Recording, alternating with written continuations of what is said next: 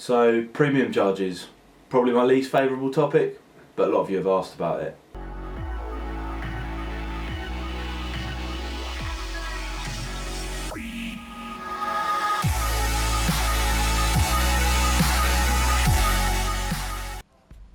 Matt asks, I'm hearing a lot about this premium charge, which turns me off. How do you make it work for you?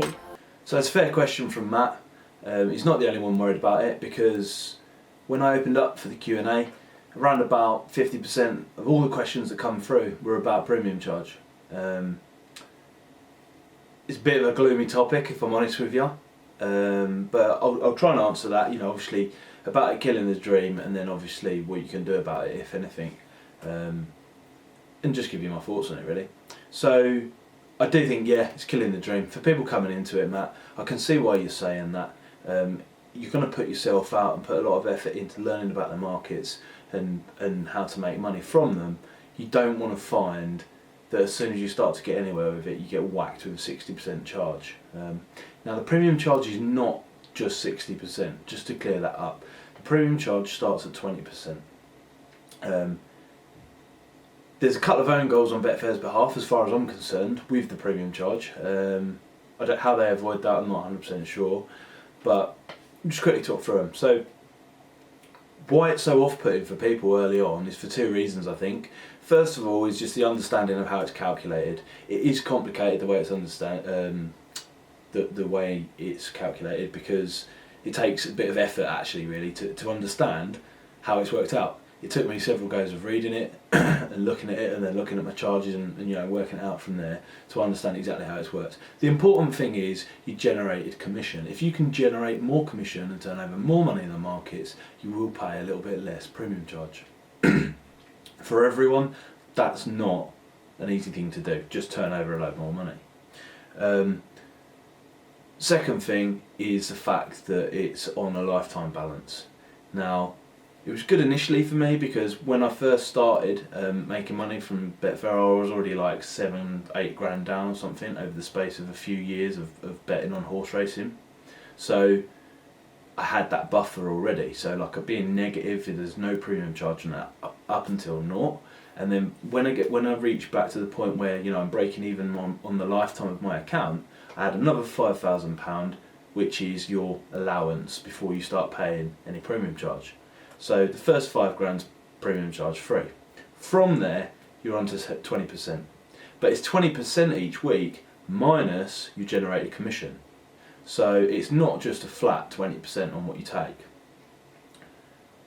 Generating a lot more commission, like I hinted at a second ago, is not as easy as some people might like to make it out to be. From there, you really haven't got to worry yourself until you get into around about £250,000. Now, a lot of people go, oh, £250,000 before they even started. So yeah, I can see why they're saying that, and you know, the effort going into it is a bit of a dream killer further down the line. But £250,000 is quite a lot of money, and if you can get that out of it, then why the hell not do it?